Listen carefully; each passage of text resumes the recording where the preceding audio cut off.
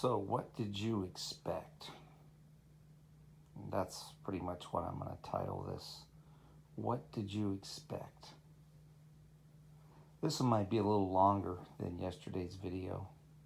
Got a few more thoughts on my mind, or message, I should say. Not really a video because people are just looking at a black screen, but if you're listening to this at all. But yeah, that's the thought that came to me earlier, the question that came to my mind. What did you expect? I'm going to get into quite a few things here, but I'm going to address something first, I think. The message I put out yesterday, I did cut the comments off, which is a very, very rare thing for me to do. But I'll tell you why I did it. And the comments are back on now, by the way. I did it because I just needed a break. It's really that simple. I just didn't want to answer or acknowledge a lot of comments or just look at them, to be honest with you. Read them, because I usually do read the comments and I try to acknowledge the majority of them.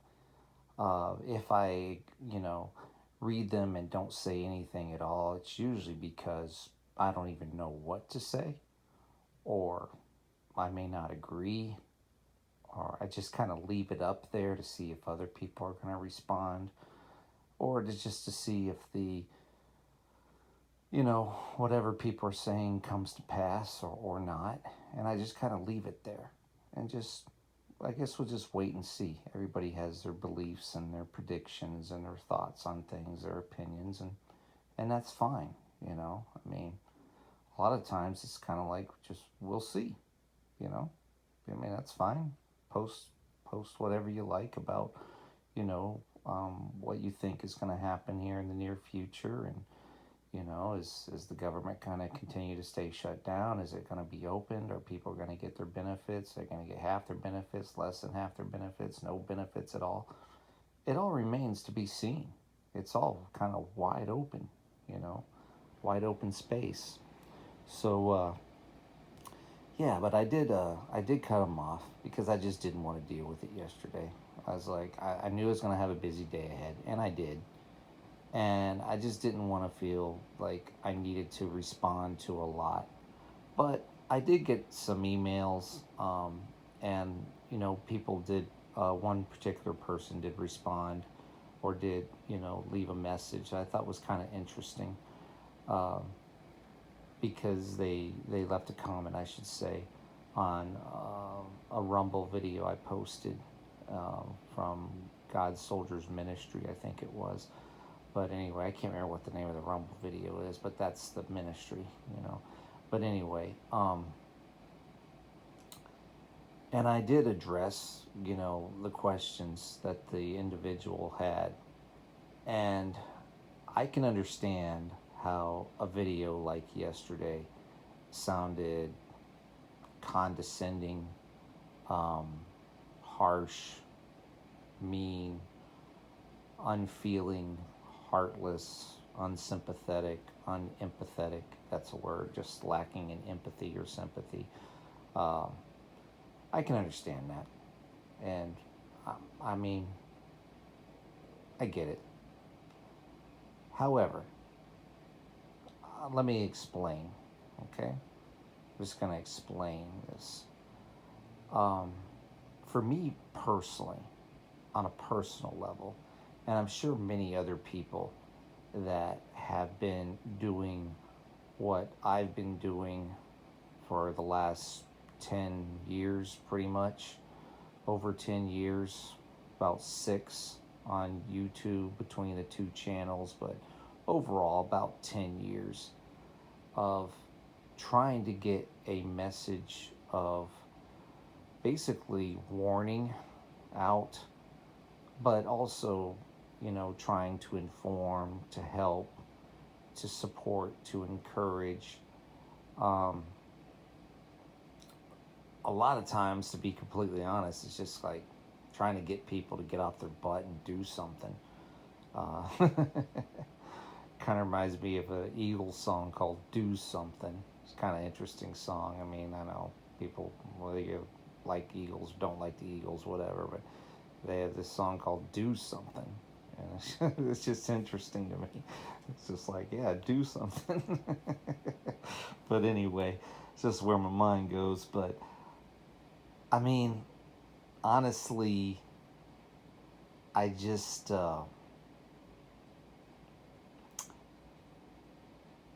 after all these years, I I see it all coming to pass now, all coming to fruition. Everything that I've been shown or told, uh, things I've listened to, things that I have heard repeatedly, uh, you know, from way, way back, or even in the recent, you know, uh, the past few years, or what have you, or this past year. I see it all coming to pass now. And when people contact me, not a lot of people, but when a few people contact me about certain things, and I tell them, not to be rude, but I just, man, you just get tired of it. And I'm busy like anybody else. I work hard, and sometimes I get home later in the evening than I want to. And some days are better than others, like other people, like everybody. So sometimes I just don't want to deal with it. I'm just being honest. So I might be, I'm not trying to be curt, but just short, with my excuse me, my answers and my replies to certain things. And I'll just say, yeah, I said, I told people about this years ago. you know and I mean, yeah.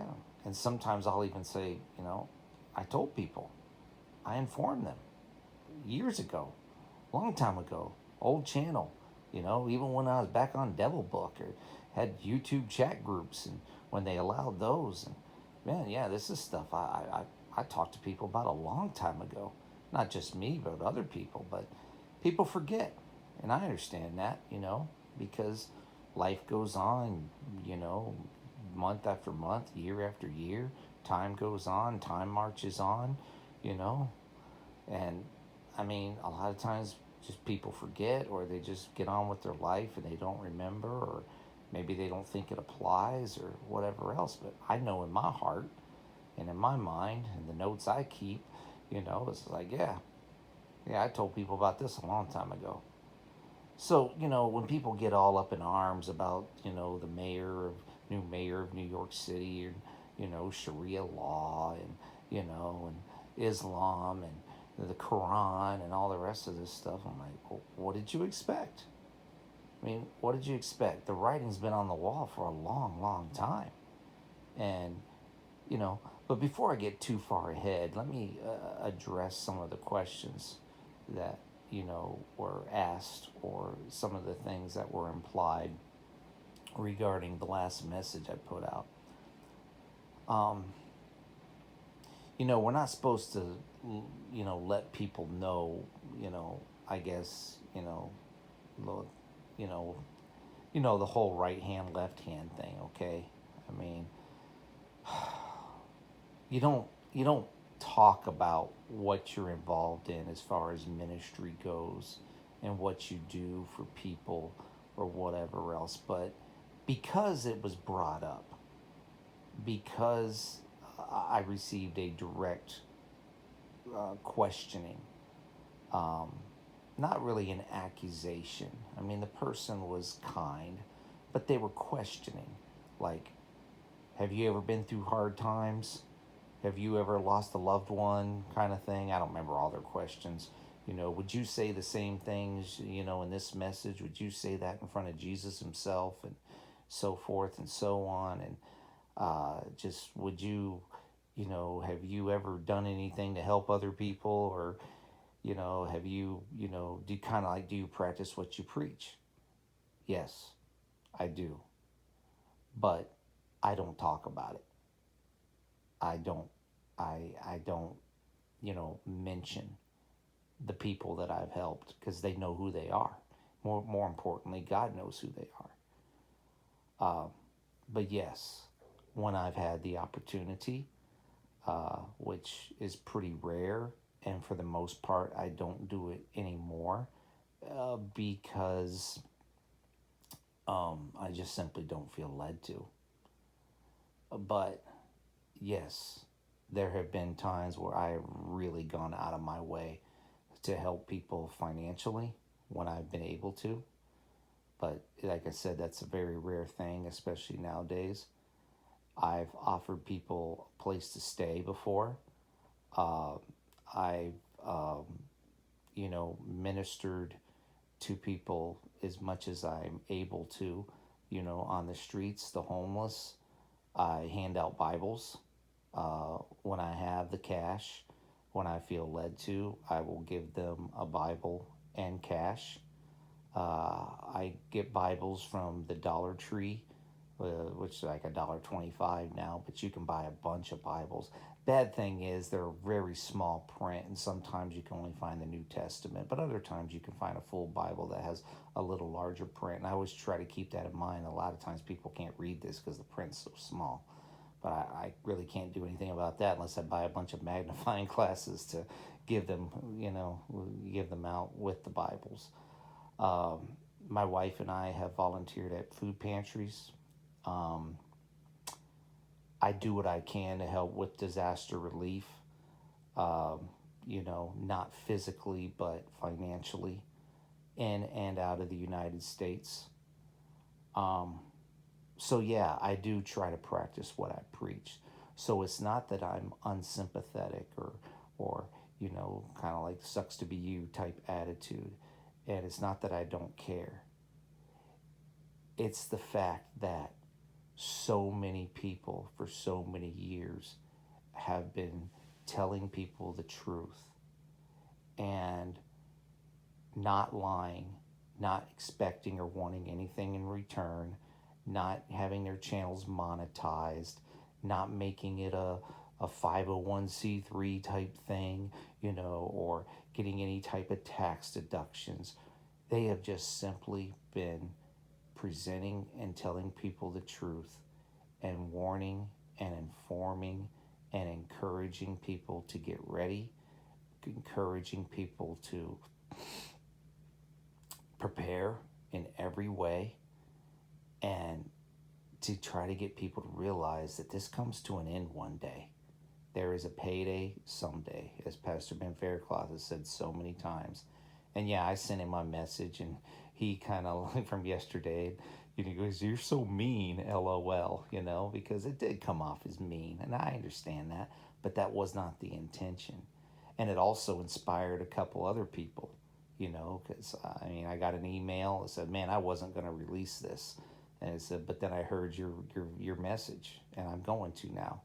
And I sent that off to a lot of other people, on my email list. Most people didn't respond at all. Some people did respond. They had their opinions. Some people were like, I don't like this. I don't agree with it. I didn't like your message earlier. That's fine. You know, they thought it came across as being too harsh or just insensitive. That's fine. Um, people are entitled to their opinion. That's fine.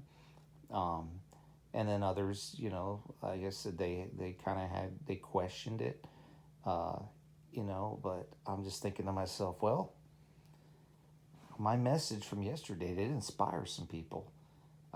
It fired some people up. It got people to release their own messages that they were either holding on to or they were led by the Holy Spirit to release. Not saying necessarily they were holding on to it like for a long time, but maybe they were wondering whether they should release it or not. Maybe they wondering, should I say this? Should I not say it? Um, but I understand why people were fired up too, because they're seeing injustices. They're seeing, those involved in street ministries or, uh, you know, that people may or may not be aware of or know about, instead of, uh, law enforcement or, trying to help the people on the streets, you know, and get people the assistance they need. They'd rather ticket cars for illegal parking or whatever. Stuff like that. Take advantage of the situation where, you know, a lot of police officers, they could use the spirit of the law. But if they're not a believer in Jesus Christ, if they don't see what's happening out there for those that are literally risking their lives, going out on the streets and, in very dangerous crime filled areas, you know, and, and if they have a certain quota of tickets, they have to, issue or whatever. They're gonna ticket parked cars or whatever instead of seeing what's happening out there, that the gospel's being preached and that people are being saved and delivered and possibly healed. If you're not a believer in Jesus Christ, you don't care about that. You'd rather ticket the cars, the parked cars or whatever, instead of using the spirit of the law and seeing that this is what people are out there doing God's work. You're going to use the letter of the law and take advantage and ticket cars instead of street preachers, street ministers. See, this is the stuff I know about that people share with me that I really don't talk about that much, or, how a smaller ministry might go out and try to feed the homeless or whatever the case may be, but larger ministries come in and take over, because they're more organized, they have more money, they have more people, they have this, they have that. It's like, what are you doing on our corner, on our block kind of thing? Instead of working together and recognizing it's just like, oh, okay, somebody's got this area, let us go somewhere else. No, it's more like, this is where we always come and we always minister, and what are you doing here? Man, that's just sad. That's just sad and pathetic and just very, very unfortunate. So when people ask me or inquire or imply, it's like, well, what are you doing? Well, I just told you a lot of the things that I do.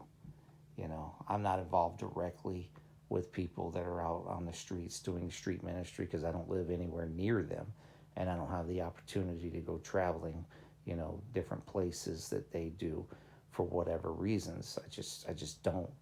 But I do what I can in my local area. I do what I can where I live and so forth. And I plan to do more when the opportunities arise. And like I said before, I pray for the opportunities, and that's a prayer God will answer. He will answer that prayer. He will send people to you. You will meet them. They will come up to you. I've had people walk up to me at my vehicle while I'm pumping gas. Of course, I'm always, paying attention, being very vigilant. But if they don't seem a threat or whatever, I've given people ride home before. I've, that they had no other way of getting home. I mean, listen, I'm just saying we all have opportunities to help. There are always opportunities to assist. So I'm not trying to come off as being, a judgmental jerk or anything like that, and being unsympathetic to people's needs. But I've seen a lot of lies and manipulations.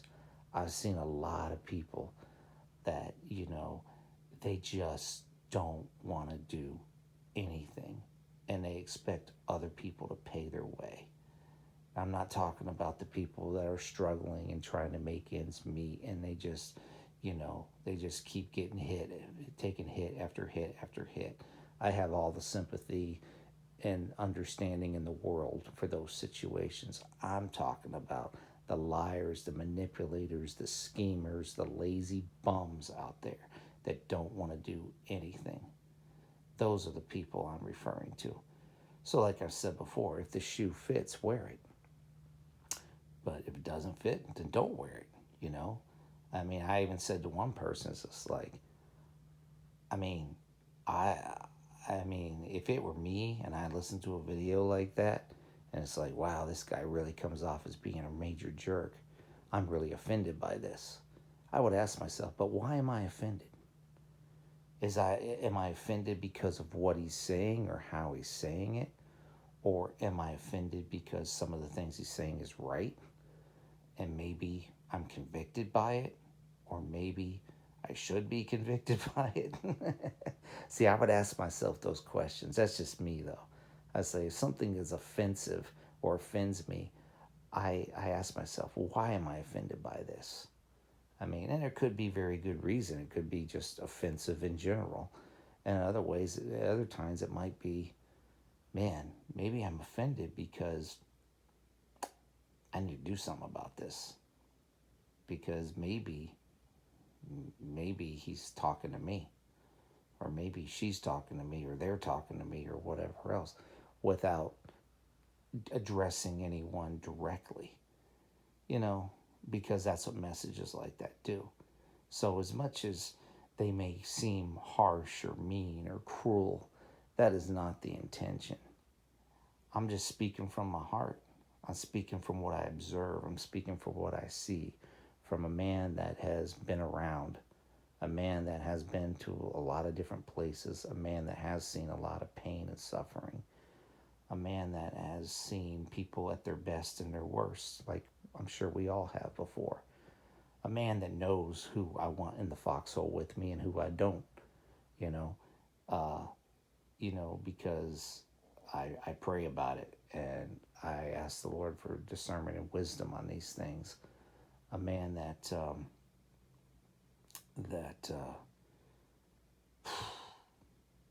seen a lot of trauma, man, a lot of death, a lot of pain and suffering. So I do know what I'm talking about when I mention the things that I mentioned in that last message.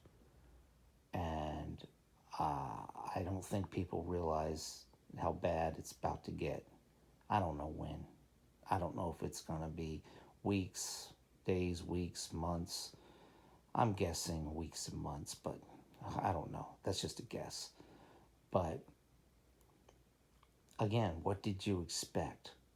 As far as the New York City thing. I mean, I believe that it's the headquarters of Babylon, Mystery Babylon. I believe that biblically. I also believe it in my heart. I believe it because physically they kind of advertise it, Babylon Canyon, there's a water tower there named Babylon. I mean, people can research this stuff up for yourself. I think it's a very good description in Revelation 18 of New York, Manhattan, what have you. So I'm not surprised that it has become, a haunt of devils kind of thing, and they I wouldn't necessarily say force, but highly encourage people into praying to Allah, serving Muhammad and engaging in Muslim prayers. This is what they wanted. This is what a lot of people want. This is the cities they want. But to me, it's like we have communists on one side and Nazis on the other. So you tell me who are the good guys and who are the bad guys here.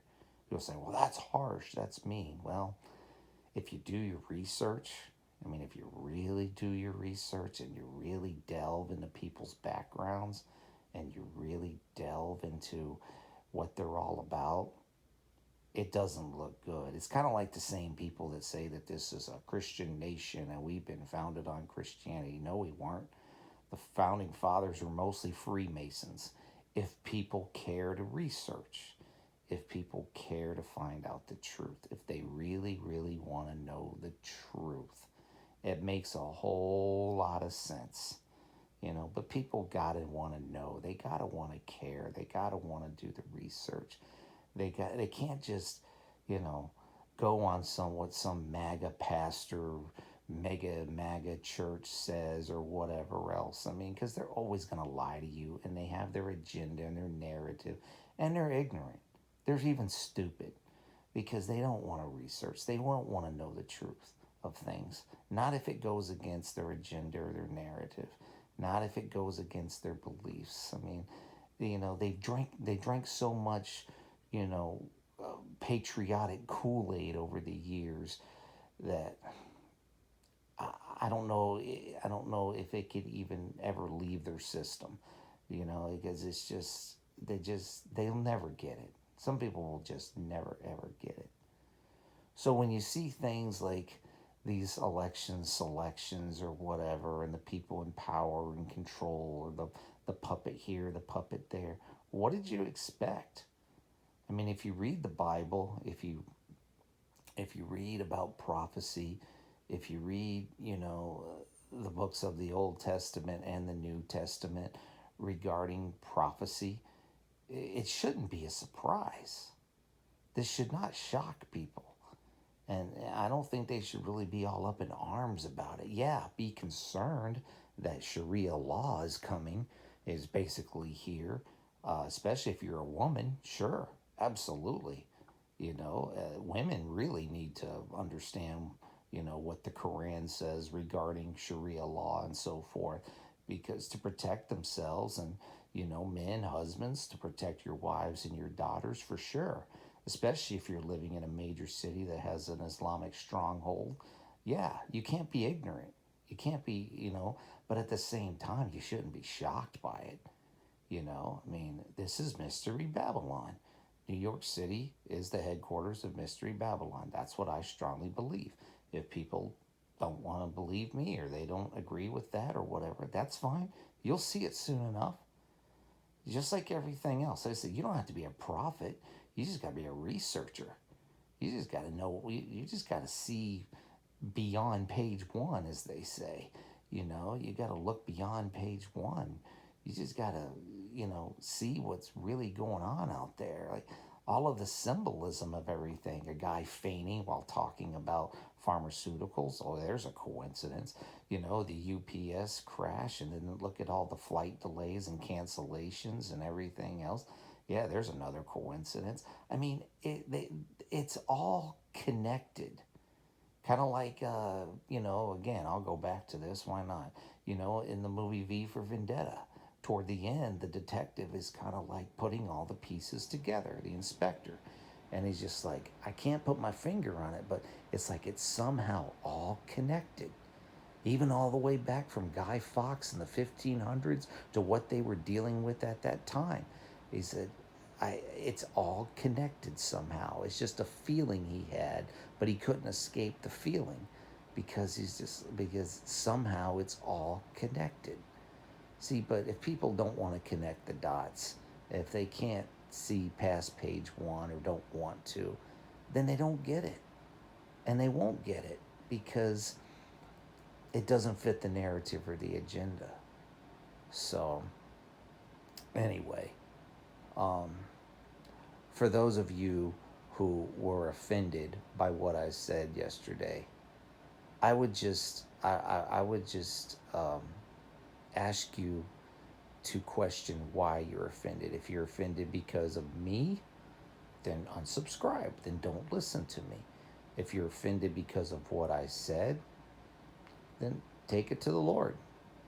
Um, ask Him, you know, because the person that asked me a ton of questions, I said, yeah, to most of your questions, the answer is yes.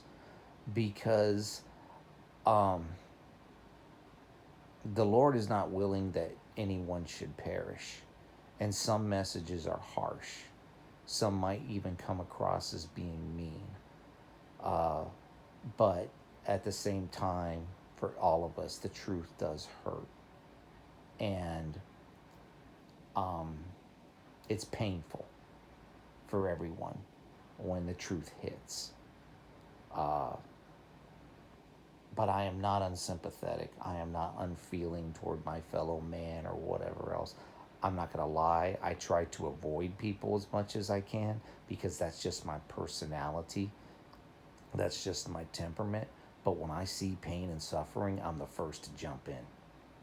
I'm not going to just walk away and ignore it. I'm not going to be like RFK Jr. off the stage who, people, oh, he's going to get help. No, he was escaping the scene is what he was doing. He was fleeing the scene.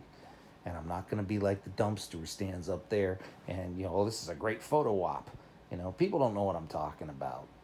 Check it out. There was a meeting with the pharmaceutical company or whatever talking about Evangeline Lilly or whatever, one of these pagan pharmaceutical companies. And some dude standing right there faints, just passes out. Some people go to his aid, and other people like, let me get off this stage, exit stage left. And other people are like, oh, this is a great opportunity for a photo op. Let me stand here behind my desk, all looking presidential and whatnot. while the person behind me is passed out. I mean, it's sick. We live in a sick, pathetic culture. You know, just like I said yesterday, people are narcissistic. I'm not going to apologize because what I said was true.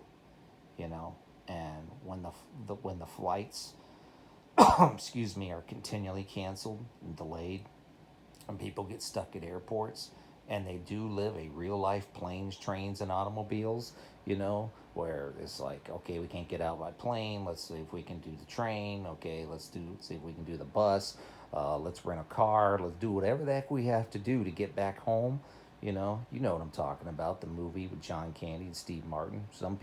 Most people probably seen it at least once in their life, or at least they're familiar with it. And then it's like no place to stay but the Braidwood Inn. I mean, the motels only a few people would know about because everything else is booked. I was told several years back, I even put out a message on the old channel before they took it down, called Planes, Trains, and Automobiles. I thought it was that year. I was wrong. I thought it was the next year. I was wrong. Looks like it might be this year. I don't know, when these things are going to happen. I just know when I get the messages. When, the Lord speaks to my heart, or I'm inspired by certain things and I put out the messages. That's what I know. I don't know when. I don't claim to know when. But I would say now is a really, really good guess. Um, and depending upon what happens in this next few days and weeks, possibly months, I mean, before it starts getting really bad in 2026, but I don't think it's going to be a picnic by the end of 2025 either. But people don't want to hear that because they have plans and they're going to travel and they're going to go here and they're going to go do it there, and they got to see this and they got to see that, and this person and that person. They don't want to hear this. They're like, no, no, no, no, no. I'm going to get to where I need to get to. I'm going to do whatever I want to do. It's like, okay, fine. Excuse me. So, I'm not here to stop you. I'm not here to tell you what to do, what not to do. I said, I'm not your dad. I'm just delivering the message that people better be ready. They better be prepared. They better have a plan A, B, and C. They better be thinking about how they're going to get home if they're going to leave. And like I've always said before, pack like you can't return because you may not be able to. You know, have a plan. You know, you go somewhere, make sure you know somebody, make sure they're prepared to keep you as a house guest for a while. I mean, don't come as a burden to them. Make sure you're prepared as much as you can be, but have a plan. Talk about, okay, what happens if I can't get home? Can I stay with you for a while? I mean, do you have friends, neighbors, or whatever, the community that we can all fellowship with and, help each other out? I mean, what happens if I can't get home? People need to think like that if you're going to travel over this holiday season, for lack of a better term. They got to think ahead. You got to plan ahead. If there's anything growing up in a military family taught me, and then serving myself as an active and reserve, and being in law enforcement and the medical field and so forth, if there's anything at all that it's taught me, it has been always to plan ahead. Think ahead. Have escape routes. Have a plan A, B, C, contingency plan. Plan ahead. Because hopefully most of the time things work out the way you want them to. But if they don't, for whatever reason, unexpected things happen. Found out yesterday about a friend whose folks got into a car accident. Unexpected. They're sitting at a red light and some idiot on the phone slams into them. Been there, done that. I had somebody slam into me years ago. I think it was 2010. As I'm going through an intersection on a green light, this fool turns, left on a red arrow. Things happen. Fortunately, they weren't injured too badly, but I guess the car was totaled. So it's just like, what can I tell you? Have a plan, because unexpected things happen that you can't plan for, and that's just life. But a lot of times we can plan. We can think ahead, and we can come up with a contingency plan, a way of escape, a means of escape if you get stuck somewhere you don't want to be, you know. Uh, and like I said, pack like you can't return. So, anyway, I think I addressed everything I wanted to address in this. I just, but again, you know, what did you expect? That's my question. You know, when it comes to, you know, elections, selections, and the chaos and the shutdown and the, you know, the legislation, the lack of due process, no rule of law, just the totalitarianism, the authoritarianism. Like I said, I'm not going to apologize for it. I believe it's true. You got Nazis on one side and communists on the other. So you tell me, where are the good guys? Okay.